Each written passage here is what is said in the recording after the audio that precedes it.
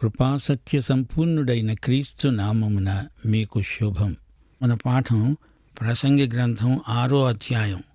సావధానంగా వినండి. మొదటి వచనం. సూర్యుని కింద దురవస్థ ఒకటి నాకు కనపడింది.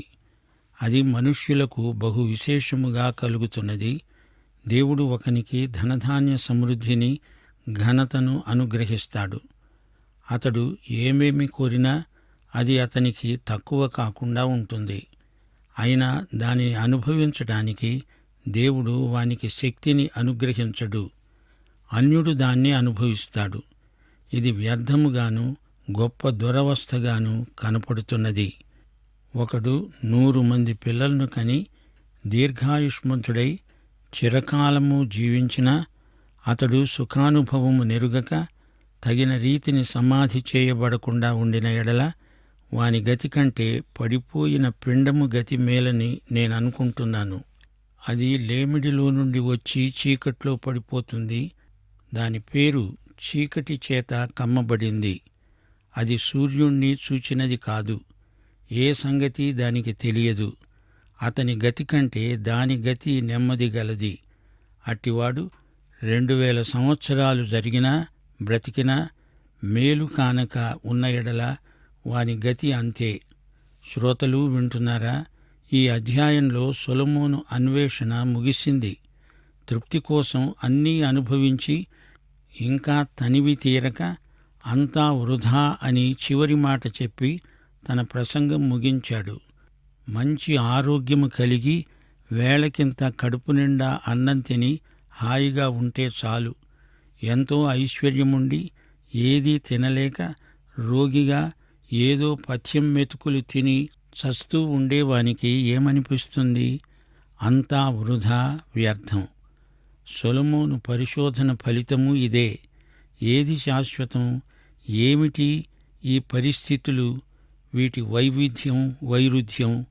లక్షాధికారైన లవణమన్నమే కాని మెరుగు బంగారము మింగబోడు. ఎంత ఐశ్వర్యవంతుడైనా రోజుకు 3 సార్లు తింటాడు. ఒకే మంచం మీద పడుకుంటాడు. బీదవాడి కంటే తానెక్కువ కాలం బతకడు.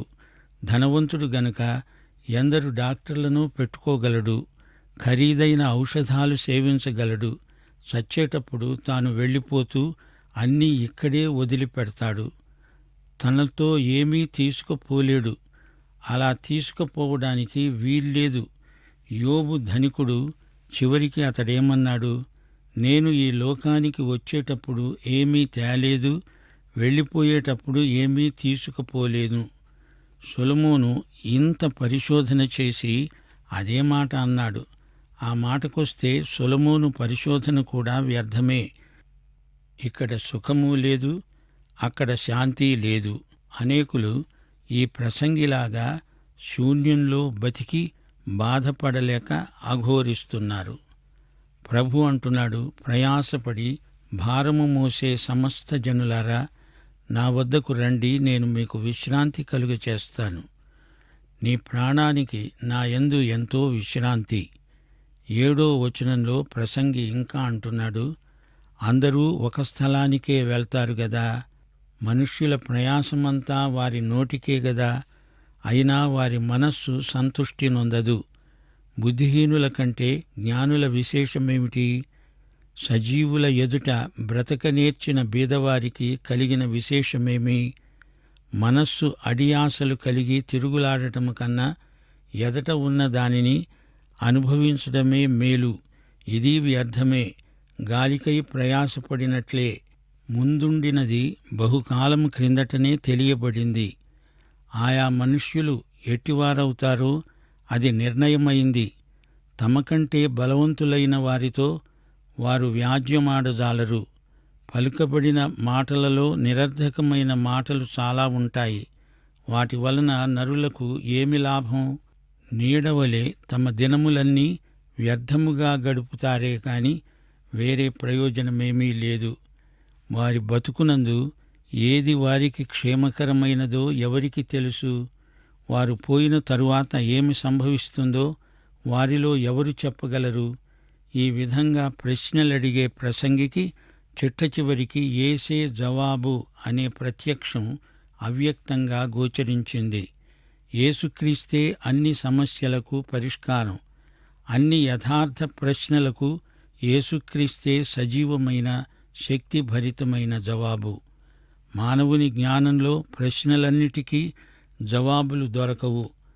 మన విద్యకు, తెలివికి మితులున్నాయి, హద్దులున్నాయి. జీవితమంటే ఏమిటో నీకు అర్థం కావాలంటే దేవుని వాక్యమనే బైబిలు నీకు కావాలి. దేవుని వాక్యమందు మన జీవమునకు, భక్తికి అవసరమైనదంతా దొరుకుతుంది. మనం చేసేదంతా ఎంత విలువైనదో నిర్ణయించేవాడు దేవుడు. ఆయనే మన తీర్పరి. ఈ సంగతి మనం మొట్టమొదట గ్రహించాలి, నమ్మాలి. మనం అప్రమత్తులమై బాధ్యతాయుతంగా బ్రతకాలి. ప్రతిరోజు ఆయన మనకు సమీపంగా ఉండి మనం చేస్తున్నదంతా పర్యవేక్షిస్తున్నాడు. యేసు నేతృత్వానికి, పరిశుద్ధాత్మ నడుపుదలకు లోబడాలి. నీవు దేవుని బిడ్డవు గనుక దేవుని జ్ఞానమే నీకు సంక్రమిస్తుంది.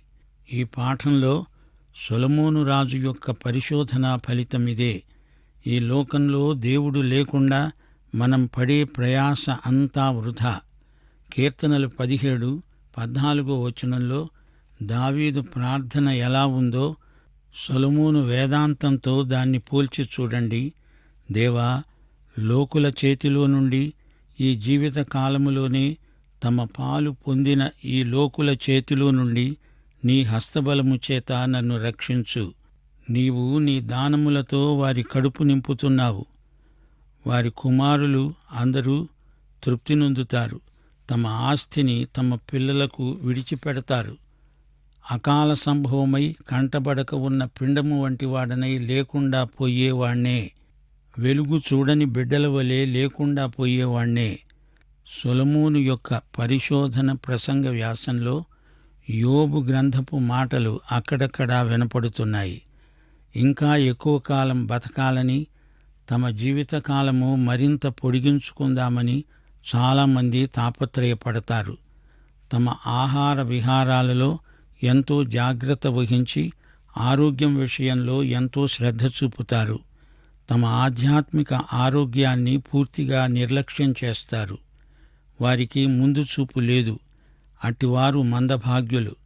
వారి బ్రతుకులు చివరికి శూన్యమై నిరర్ధకమైపోతాయి అంటున్నాడు ప్రసంగి. ఈ జీవం మాత్రం కాదు, నిత్య జీవం మన ధ్యేయం. లేకపోతే ఆశాభంగం తప్పదు. కర్మ కాదు, ప్రారబ్ధం కాదు, దేవుని నిత్య సంకల్ప పరిధిలో మనమున్నాము. దేవుడు నిర్ణయించినట్లే మన జీవితంలోని ప్రతి సంఘటన జరుగుతుంది. ఈ విషయంలో అప్పుడప్పుడు అనుమానాలు పొడసూపుతాయి. విశ్వాసం సడలిపోకుండా మనం జాగ్రత్త పడాలి. ఆయన సంకల్పము చొప్పున పిలువబడిన వారికి సమస్తము వారి మేలు కోసమే సమకూడి జరుగుతుంది. పరలోకంలో ఎలాగో అలాగే దేవుని చిత్తము మన వ్యక్తిగత జీవితాలలో నెరవేరుతుంది. దీనికి ఇహపరములలో తిరుగులేదు. మన భవిష్యత్తంతా ఆయనకు తెలుసు. ఆయన నిన్ను నన్ను నడిపిస్తున్నాడు. ఎక్కడికి తీసుకువెళ్తున్నాడు? ఆయనతో ఈ విషయమై వాదించడం కేవలం అవివేకం. ఏ రోజుకు ఆ రోజు, ఏ నిమిషానికి ఆ నిమిషం ఆయనను నిశ్చింతగా వెంబడించటమే మన పని. ఏ రోజు లెక్క ఆ రోజుతో ముగిసినట్లే. అలాగే మనం బ్రతుకుతూ ఉండాలి. భవిష్యత్తులోకి చూచే ప్రయత్నం చెయ్యకు. ప్రియ సోదరీ సోదరులారా, నడిపించేవాడు నీ సృష్టికర్త అయిన దేవుడు. అలాంటప్పుడు నీకెందుకీ తొందర? నడిపించే ప్రభువు వెంట చక్కగా నడువు. నీకున్నదేదో కృతజ్ఞతతో స్వీకరించి అనుభవించు. తృప్తిగా బ్రతుకు. ఉన్నది బాగా లేదని అసంతృప్తితో దీనికంటే మంచిదేదో దొరుకుతుందని అటూ ఇటూ దిక్కులు చూడకు. నీకు దేవుడు ఇప్పుడు ఇచ్చిందేదో దాన్ని తీసుకొని సంతోషించి ఆనందించు. సోమరివి కావద్దు. నిర్లిప్తంగా, బాధ్యతారహితంగా ప్రవర్తించవద్దు. ఆయన నీకిచ్చింది, నీ చేతిలో ఉన్నది ఏదో దాన్ని సద్వినియోగపరచు. మత్తయి శుభవార్త 25వ అధ్యాయం 14 నుండి 30వ వచనం వరకు యేసు ప్రభు సందేశమిదే. 5 తలాంతులు, 2 తలాంతులు, 1 తలాంతు. ఈ విధంగా యజమాని సేవకులకిచ్చాడు. ఎవరి సామర్థ్యము చొప్పున వారికిచ్చాడు. 5 తలాంతులు గలవాడు దాన్ని 10 తలాంతులుగా వృద్ధి చేసుకున్నాడు. 2 తలాంతులు 4 అయ్యాయి. 1 తలాంతే ఉన్నవాడు దాన్ని పూడ్చిపెట్టాడు, దాచిపెట్టాడు. వృద్ధి చేసిన వానికి యజమాని నమ్మకమైన మంచి దాసుడు అని ప్రశంసా వాక్యం పలికాడు. కొంచెములో నమ్మకంగా ఉన్నవానికి గొప్ప బాధ్యతలు అప్పగించాడు. 1 తలాంతే గదా అని దాన్ని పూడ్చిపెట్టిన వానికి యజమాని గద్దింపే మిగిలింది. ఆ 1 తలాంతు అతడి వద్ద నుండి లాక్కొని 10 తలాంతులున్న వాడికి ఇవ్వండి అన్నాడు. ఇది దేవుని రాజ్యసూత్రం. వాడుక చేత తలాంతులు వృద్ధి అవుతాయి. నీ చేతిలో ఉన్నది అనుభవించు. చేతికి చిక్కిన అవకాశం జార విడుచుకోవడం అవివేకం. లేనివాడు ఇంకా లేకపోయెనే అని ఏడుస్తాడు. కలిగినవాడు ఉన్నదానిలో సగం కూడా అనుభవించలేక ఏడుస్తాడు. ప్రసంగి అంటున్నాడు, జీవితం ఒక నీడలాగా త్రుటిలో తొలగిపోతుంది. భవిష్యత్తు నీకు కనిపించదు. మరుక్షణం ఏమి జరగబోతోందో నీకు తెలియదు. దేవుని సంకల్ప పరిధిలో ఈ రోజు ఉన్న అవకాశాలను సద్వినియోగం చేసుకో. దేవుని ఆశీర్వాదాలను ఎప్పటికప్పుడే అనుభవించు. ఆ విధంగా భవిష్యత్తు కోసం నీవు బాగా సిద్ధపడగలవు. ఇది ప్రసంగి యొక్క ప్రసంగ సారాంశం. తాము చేపట్టిన పనిలోనే తృప్తి, ఆనందం చూడగలిగితే ఇంకా కావలసిందేముంది? అది గొప్ప ఆశీర్వాదం. అయితే చాలామంది అలా చెయ్యలేరు. అలాంటి వారి జీవితం నిస్సారమైపోతుంది, అర్థం లేనిదిగా కనిపిస్తుంది. అలాంటి వారు అసలు పుట్టకపోయినా బావుండు అంటున్నాడు ప్రసంగి. అందరూ ఒకే స్థలానికి వెడతారు అంటే సమాధి.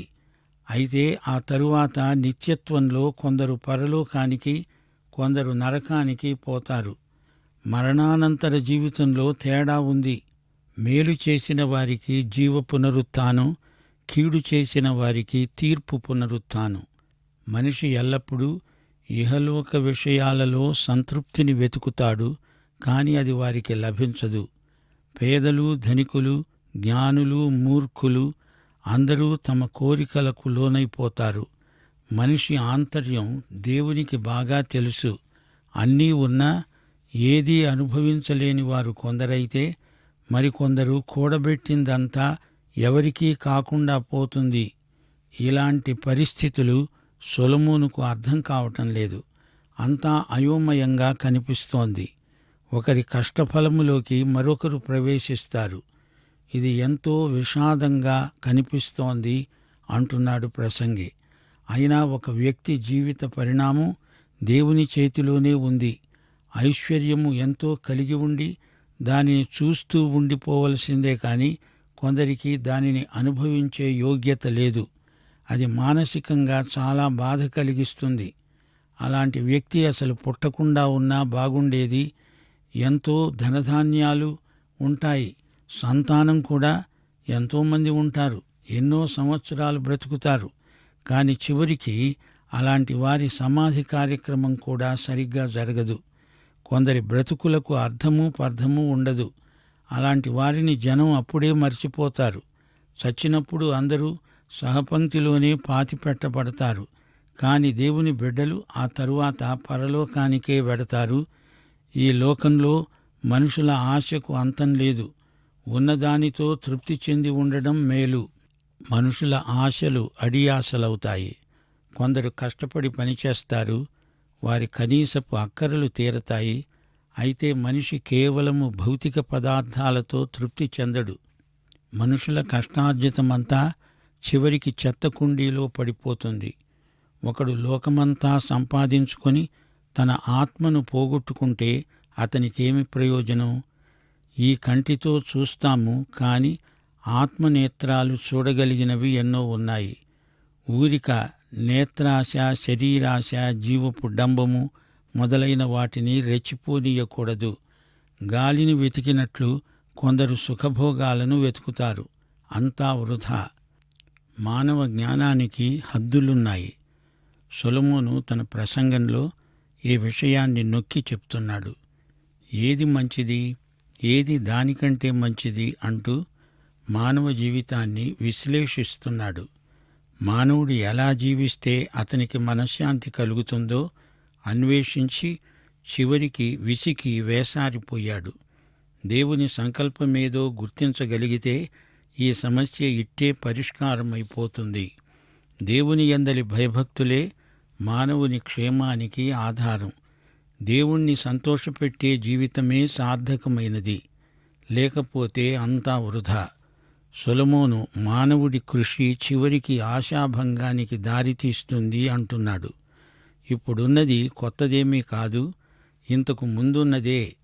యెషయా గ్రంథం 40వ అధ్యాయం 26వ వచనం, మీ కన్నులు పైకెత్తి చూడండి, వీటిని ఎవడు సృజించాడు?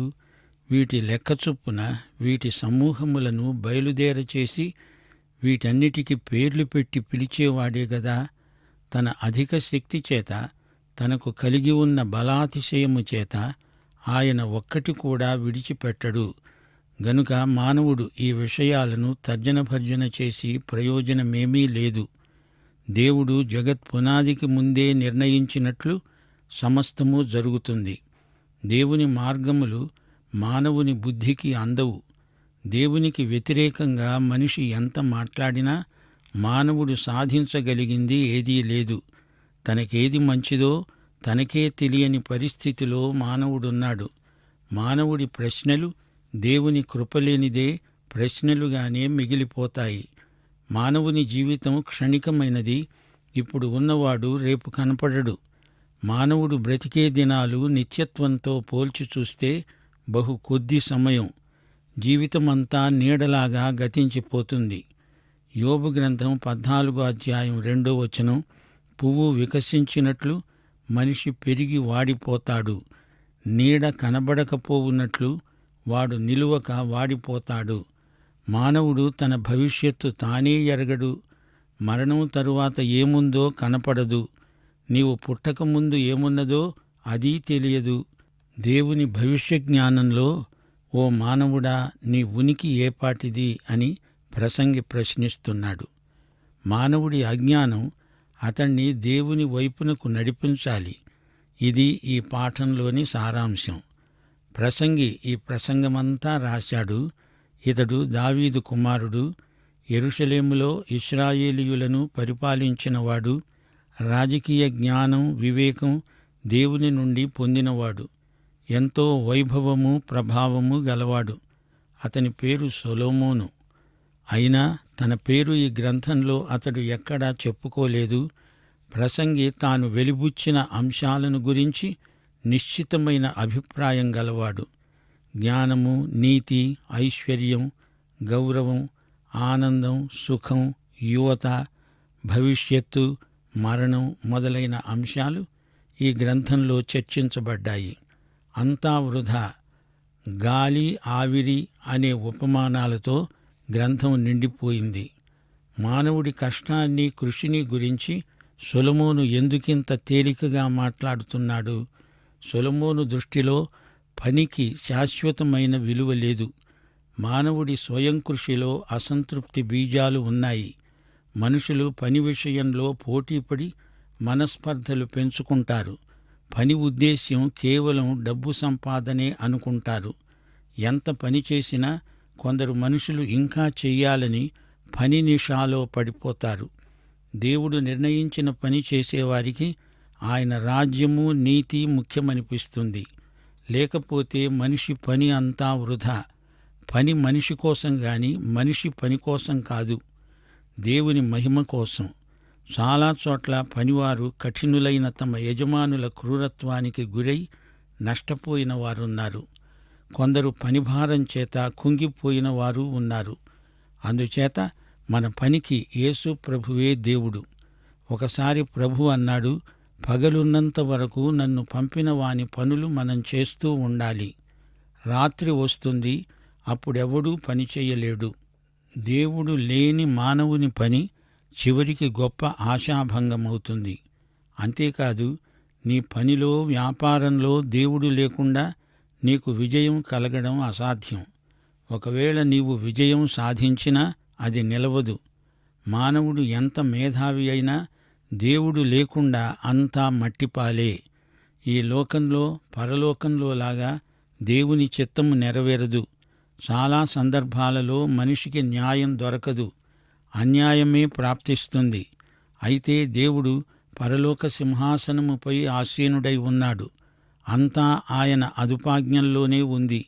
కాని ఇది గ్రహించలేక కొందరు తమ జీవితాన్ని అర్ధరహితంగానూ శూన్యంగానూ చేసుకుంటున్నారు. ఇది ప్రసంగి యొక్క అంతర్మథనం. దేవుడు మనందరికీ తీర్పరి. అయితే సొలొమోను తన గ్రంథంలో దేవుడివ్వబోయే బహుమానాలను గురించి ఒక్క మాట అనలేదు. అతని ప్రసంగమంతా సూర్యుని కింద, ఆకాశము కింద ప్రవర్తిల్లే విషయాలను గురించే చర్చించాడు.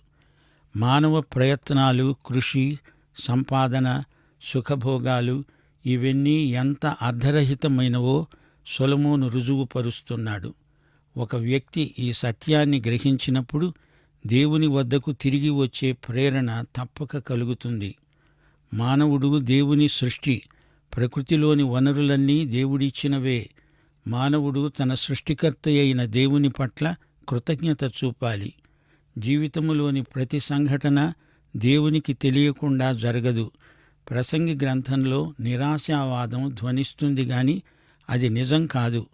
మానవులకు కలిగే నిరాశను ఖండించి దేవుని యందలి నిరీక్షణకు మరల్చడానికి సొలొమోను ఈ ప్రసంగం రాశాడు. దేవుని నీతి మానవుని దుష్టత్వానికి మించిన శక్తి గలది. నిర్దేవ మానవ జీవితంలో ఆధ్యాత్మిక నైతిక విలువలు లేవు. జీవితం అశాశ్వతమైనది, అనేకమైన ప్రమాదాలతో నిండి ఉన్నది. అయితే దేవుని యందలి విశ్వాసము మానవుని జీవితానికి నిత్యత్వపు పరిమాణాన్ని చేరుస్తున్నది. దేవుని తీర్పు దృష్ట్యా మానవుడు ప్రస్తుతం జీవించాలి. దేవుని వెలుగు నిన్ను ఆవరించాలి. ఆయన ప్రేమ నిన్ను బలవంతం చెయ్యాలి. ఆయన శక్తి నిన్ను కాపాడాలి. ఆయన సన్నిధి నిన్ను కనిపెట్టి చూస్తూ ఉంటుంది. నీవు ఎక్కడ ఉంటే అక్కడ నీ ప్రభువు నీకు తోడై ఉంటాడు. మన ప్రభు అయిన యేసుక్రీస్తు వారి కృప, తండ్రి అయిన దేవుని ప్రేమ, పరిశుద్ధాత్మ యొక్క అన్యోన్య సహవాసము సదాకాలము మనకందరికీ తోడై ఉండునుగాక. ఆమేన్.